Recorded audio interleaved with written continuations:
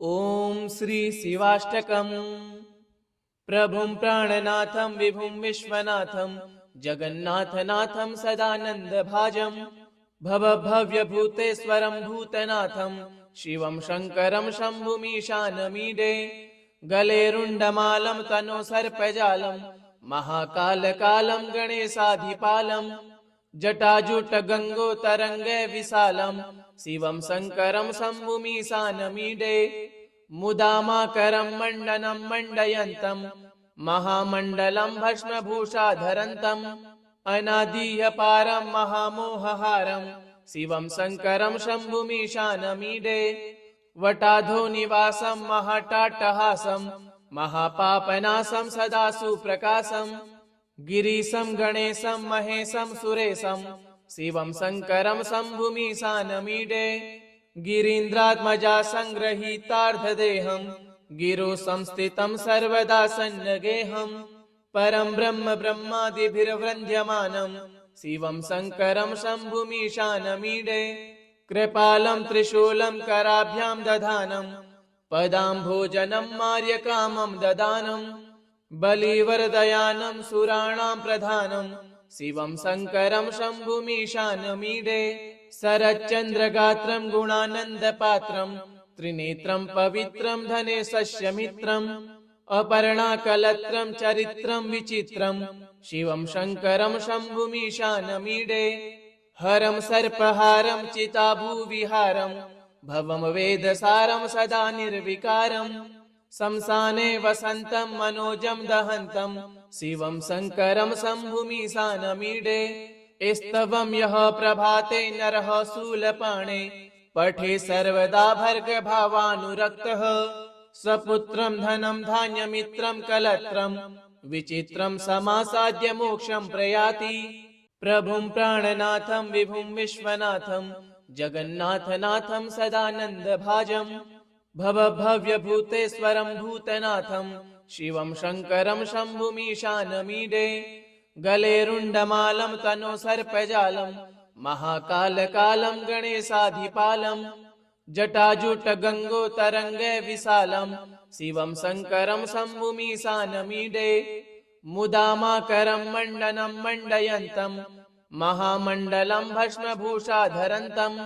अनादियपारं महामोहहारं शिवं शङ्करं शम्भुमीशानमीडे। वटाधोनिवासं महाटाट्टहासं महापापनाशं सदा सुप्रकाशं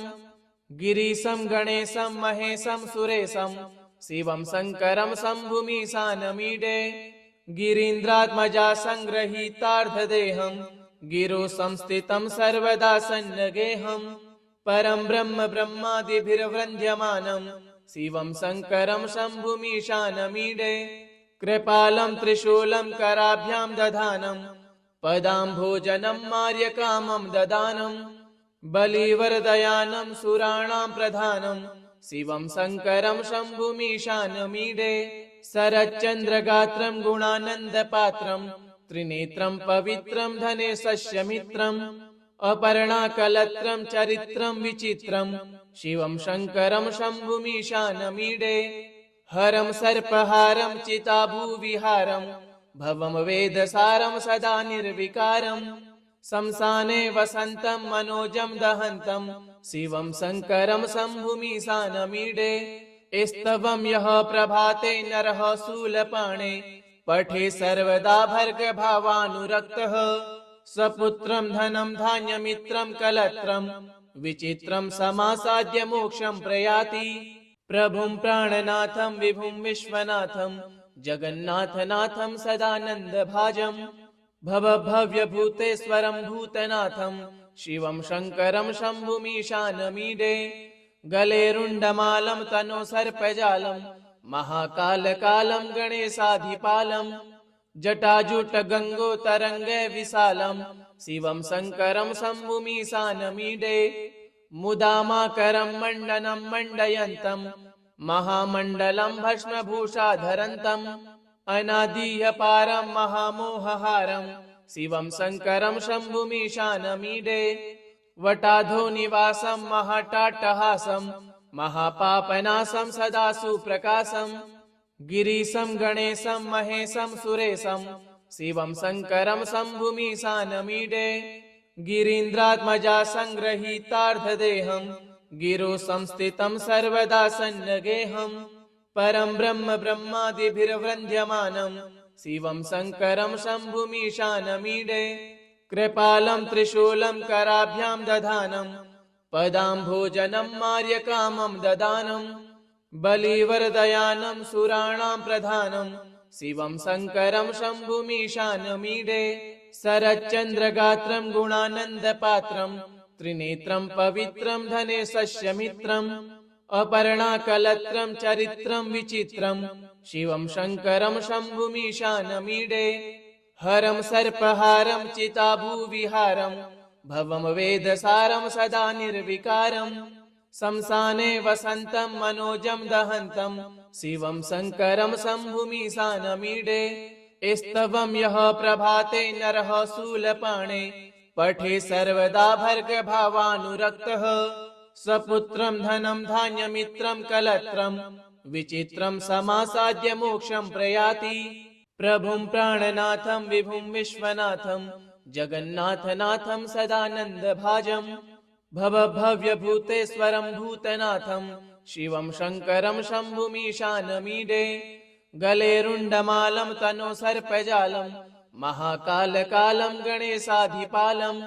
जटाजूटगङ्गोतरङ्गे विशालं शिवं शङ्करं शम्भुमीशानमीडे मुदामाकरं मण्डनं मण्डयन्तं महामण्डलं भस्मभूषाधरन्तम् अनादियपारं महामोहहारं शिवं शङ्करं शम्भुमीशानमीडे वटाधो निवासं महाटाट्टहासं महापापनाशं सदा सुप्रकाशं गिरीशं गणेशं महेशं सुरेशं शिवं शङ्करं शम्भुमीशानमीडे गिरीन्द्रात्मजा सङ्गृहीतार्थदेहं गिरो संस्थितं सर्वदा सन्नगेहं परं ब्रह्म ब्रह्मादिभिर्वन्द्यमानं शिवं शङ्करं शम्भुमीशानमीडे कृपालं त्रिशूलं कराभ्यां दधानं पदाम्भोजनं मार्यकामं ददानं बलिवरदयानं सुराणां प्रधानं शिवं शङ्करं शम्भुमीशानमीडे शरच्चन्द्रगात्रं गुणानन्दपात्रं त्रिनेत्रं पवित्रं धनेशस्यमित्रम् अपर्णाकलत्रं चरित्रं विचित्रं शिवं शङ्करं शम्भुमीशानमीडे हरं सर्पहारं चिताभूविहारं भवं वेदसारं सदा निर्विकारं शमशाने वसन्तं मनोजं दहन्तं शिवं शङ्करं शम्भुमीशानमीडे स्तवं यः प्रभाते नरः शूलपाणे पठे सर्वदा भर्गभावानुरक्तः सपुत्रं धनं धान्यमित्रं कलत्रं विचित्रं समासाद्य मोक्षं प्रयाति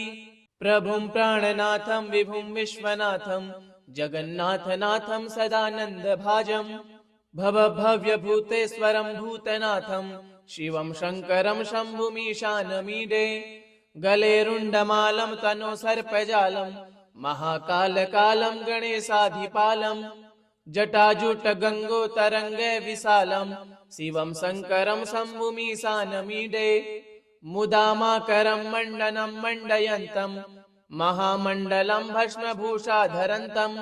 अनादियपारं महामोहहारं शिवं शङ्करं शम्भुमीशानमीडे वटाधो निवासं महाटाट्टहासं महापापनाशं सदा सुप्रकाशं गिरीशं गणेशं महेशं सुरेशं शिवं शङ्करं शम्भुमीशानमीडे गिरीन्द्रात्मजा सङ्गृहीतार्थदेहं गिरो संस्थितं सर्वदा सन्नगेहं परं ब्रह्म ब्रह्मादिभिर्वन्द्यमानं शिवं शङ्करं शम्भुमीशानमीडे कृपालं त्रिशूलं कराभ्यां दधानं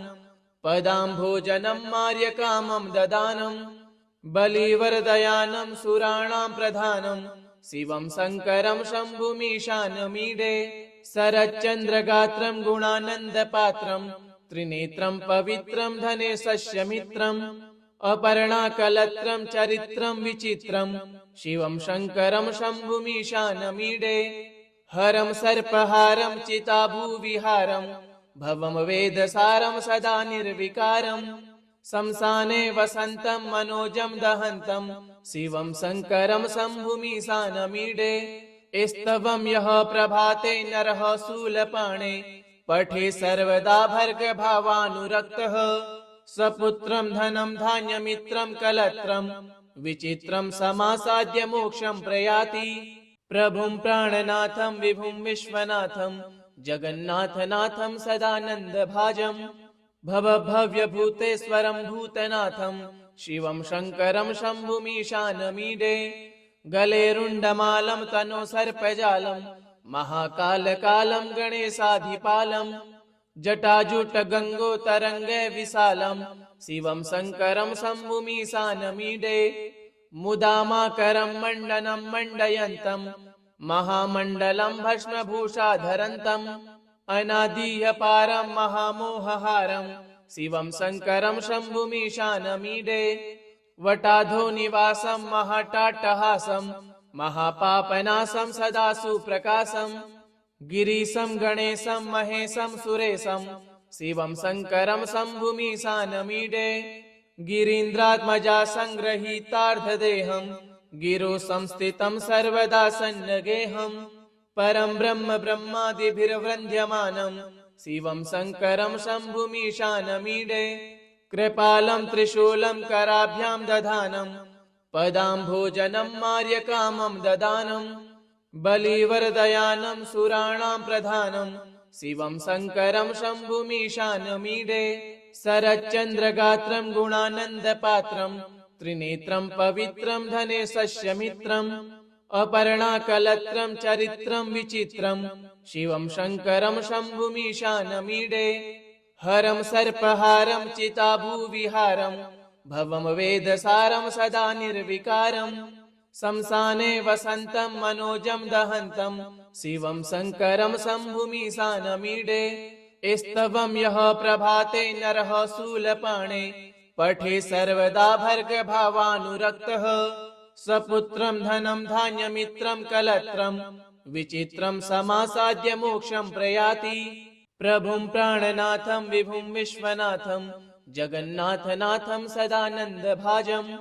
भवभव्यभूतेश्वरं भूतनाथं शिवं शङ्करं शम्भुमीशानमीडे गले रुण्डमालं तनो सर्पजालं महाकालकालं गणेशाधिपालं जटाजुटगङ्गोतरङ्गे विशालं शिवं शङ्करं शम्भुमीशानमीडे मुदामाकरं मण्डनं मण्डयन्तं महामण्डलं भस्मभूषाधरन्तम् अनादियपारं महामोहहारं शिवं शङ्करं शम्भुमीशानमीडे वटाधो निवासं महाटाटहासं महापापनाशं सदा सुप्रकाशं गिरीशं गणेशं महेशं सुरेशं शिवं शङ्करं शम्भुमीशानमीडे गिरीन्द्रात्मजा सङ्गृहीतार्धदेहं गिरो संस्थितं सर्वदा सन्नगेहं परं ब्रह्म ब्रह्मादिभिर्वन्द्यमानं शिवं शङ्करं शम्भुमीशानमीडे कृपालं त्रिशूलं कराभ्यां दधानं पदाम्भोजनं मार्यकामं ददानं बलिवरदयानं सुराणां प्रधानं शिवं शङ्करं शम्भुमीशानमीडे शरच्चन्द्रगात्रं गुणानन्दपात्रं त्रिनेत्रं पवित्रं धनेशस्य मित्रम् अपर्णाकलत्रं चरित्रं विचित्रं शिवं शङ्करं शम्भुमीशानमीडे हरं सर्पहारं चिताभूविहारं भवं वेदसारं सदा निर्विकारं शमशाने वसन्तं मनोजं दहन्तं शिवं शङ्करं शम्भुमीशानमीडे स्तवं यः प्रभाते नरः शूलपाणे पठे सर्वदा भर्गभावानुरक्तः स्वपुत्रं धनं धान्यमित्रं कलत्रं विचित्रं समासाद्य मोक्षं प्रयाति प्रभुं प्राणनाथं विभुं विश्वनाथं जगन्नाथनाथं सदानन्दभाजं भवभव्यभूतेश्वरं भूतनाथं शिवं शङ्करं शम्भुमीशानमीडे गले रुण्डमालं तनो सर्पजालं महाकालकालं गणेशाधिपालं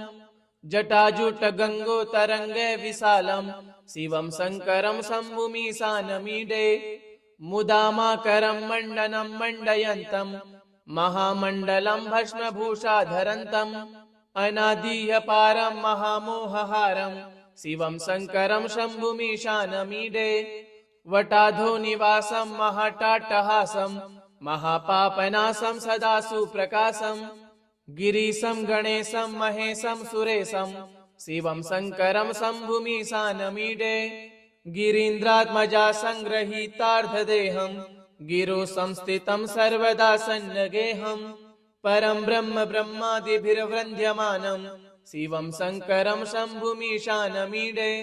कृपालं त्रिशूलं कराभ्यां दधानं पदाम्भोजनं मार्यकामं ददानं बलिवरदयानं सुराणां प्रधानं शिवं शङ्करं शम्भुमीशानमीडे शरच्चन्द्रगात्रं गुणानन्दपात्रं त्रिनेत्रं पवित्रं धनेशस्य मित्रम् अपर्णाकलत्रं चरित्रं विचित्रं शिवं शङ्करं शम्भुमीशानमीडे हरं सर्पहारं चिताभूविहारं भवं वेदसारं सदा निर्विकारं शंसाने वसन्तं मनोजं दहन्तं शिवं शङ्करं शम्भुमीशानमीडे स्तवं यः प्रभाते नरः शूलपाणे पठे सर्वदा भर्गभावानुरक्तः सपुत्रं धनं धान्यमित्रं कलत्रं विचित्रं समासाद्य मोक्षं प्रयाति प्रभुं प्राणनाथं विभुं विश्वनाथं जगन्नाथनाथं सदानन्दभाजं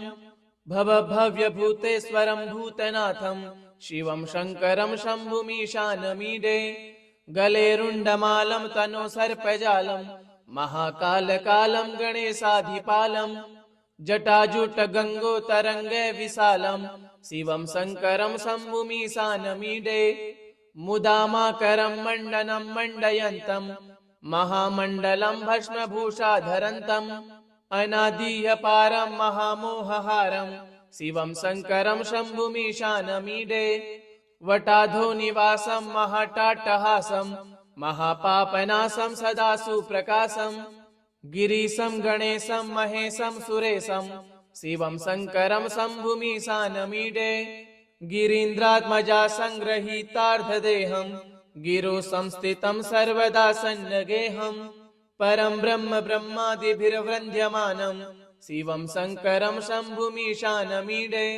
कृपालं त्रिशूलं कराभ्यां दधानं पदाम्भोजनं मार्यकामं ददानं बलिवरदयानं सुराणां प्रधानं शिवं शङ्करं शम्भुमीशानमीडे शरच्चन्द्रगात्रं गुणानन्दपात्रं त्रिनेत्रं पवित्रं धनेशस्य मित्रम् अपर्णाकलत्रं चरित्रं विचित्रं शिवं शङ्करं शम्भुमीशानमीडे हरं सर्पहारं चिताभूविहारं भवं वेदसारं सदा निर्विकारं शंसाने वसन्तं मनोजं दहन्तं शिवं शङ्करं शम्भुमीशानमीडे स्तवं यः प्रभाते नरः शूलपाणे पठे सर्वदा भर्गभावानुरक्तः सपुत्रं धनं धान्यमित्रं कलत्रं विचित्रं समासाद्य मोक्षं प्रयाति प्रभुं प्राणनाथं विभुं विश्वनाथं जगन्नाथनाथं सदानन्दभाजं भवभव्यभूतेश्वरं भूतनाथं शिवं शङ्करं शम्भुमीशानमीडे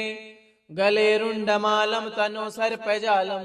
महाकालकालं गणेशाधिपालं जटाजुटगङ्गोतरङ्गे विशालं शिवं शङ्करं शम्भुमीशानमीडे मुदामाकरं मण्डनं मण्डयन्तं महामण्डलं भस्मभूषाधरन्तम् अनादिह्यपारं महामोहहारं शिवं शङ्करं शम्भुमीशानमीडे वटाधो निवासं महाटाट्टहासं महापापनाशं सदा सुप्रकाशं गिरीशं गणेशं महेशं सुरेशं शिवं शङ्करं शम्भुमीशानमीडे गिरीन्द्रात्मजा सङ्गृहीतार्धदेहं गिरो संस्थितं सर्वदा सन्नगेहं परं ब्रह्म ब्रह्मादिभिर्वन्द्यमानं शिवं शङ्करं शम्भुमीशानमीडे कृपालं त्रिशूलं कराभ्यां दधानं पदाम्भोजनं मार्यकामं ददानं बलिवर्दयानं सुराणां प्रधानं शिवं शङ्करं शम्भुमीशानमीडे शरच्चन्द्रगात्रं गुणानन्दपात्रं त्रिनेत्रं पवित्रं धनेशस्य मित्रम् अपर्णाकलत्रं चरित्रं विचित्रं शिवं शङ्करं शम्भुमीशानमीडे हरं सर्पहारं चिताभूविहारं भवं वेदसारं सदा निर्विकारं शंसाने वसन्तं मनोजं दहन्तं शिवं शङ्करं शम्भुमीशानमीडे